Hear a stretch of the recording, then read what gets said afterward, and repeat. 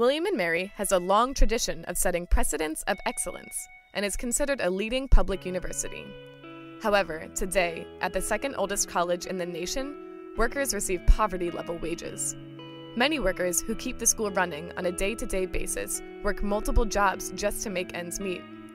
A living wage emerged from the recognition that the way we calculate a minimum wage is out of date and does not reflect the cost of living in 21st century America.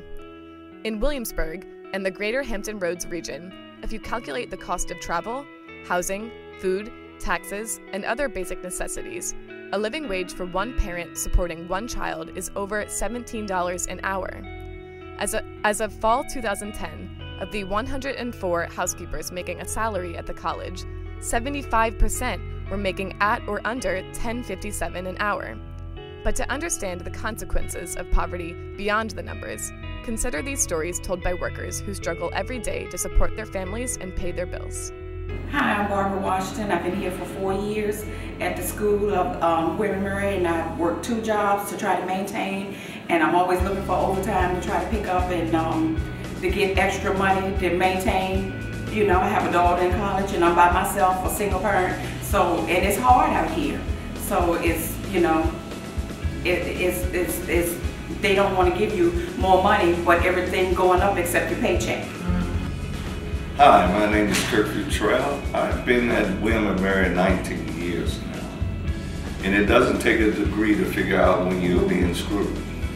And I feel like everything in this world has gone up, gas, food, the cost of living, and we haven't had a raise in 4 years.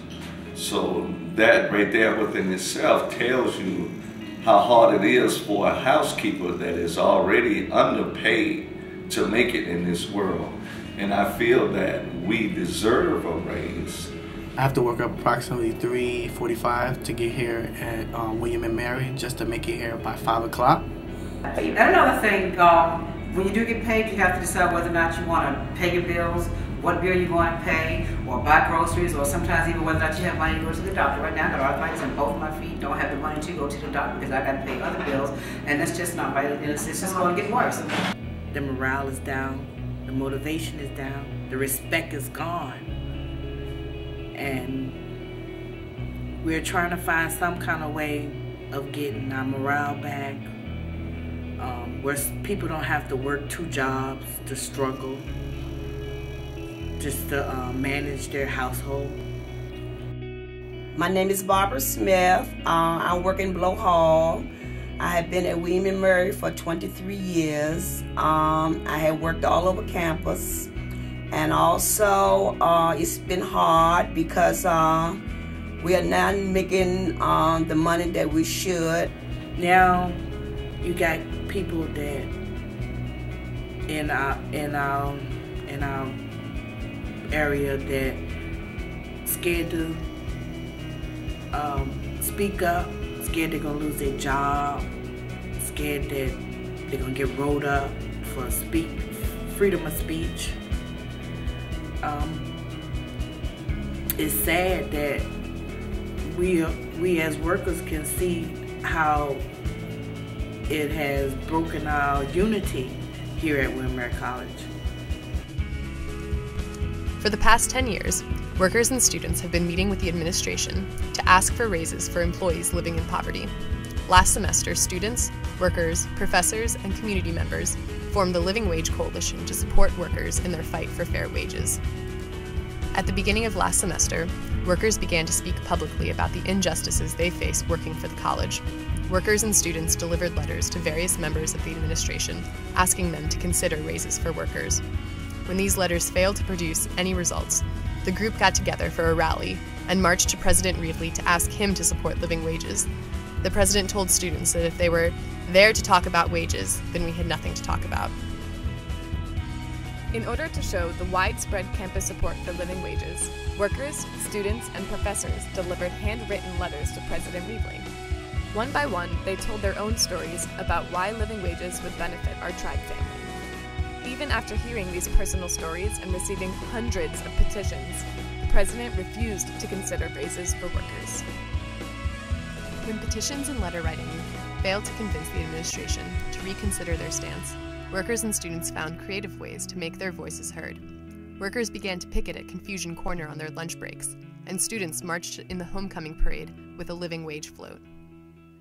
As the word about living wages got out, students wanted a chance to hear from workers directly about their experiences. Students from all over campus spent 2 weeks interviewing workers and made a giant storybook with personal accounts from workers. After a day of reading these stories in the middle of campus, they marched to the president and read him these stories. Throughout the semester, workers and students continued to meet with the administration, but the administration refused to talk about wages. In order to step up the pressure, the Living Wage Coalition held a week of action, which culminated in a rally to restore sanity on campus. During that week, students across the country in United Students Against Sweatshops held events to show support for fair wages and working conditions on our campuses. A group of over 100 students, professors, and community members marched to President Reevely's office to ask him to make a formal commitment simply to begin finding solutions toward implementing a living wage. Despite mass support throughout campus, the president refused to sign this pledge and refused to consider living wages for workers. We won't stop here. President Reevely has told us that he cannot support living wages because this isn't an issue the community is behind. It's time to come together and show him and all of campus that all members of our tribe family deserve wages that allow them to support their families and pay their bills. On Wednesday, March 2nd, the Living Wage Coalition is holding a community forum where workers, professors, ministers, and community members will share why they support living wages at William & Mary. This is where you come in. If you support living wages or want to find out more about poverty in our community, come out to the community forum and help us create a school that we can all be proud of.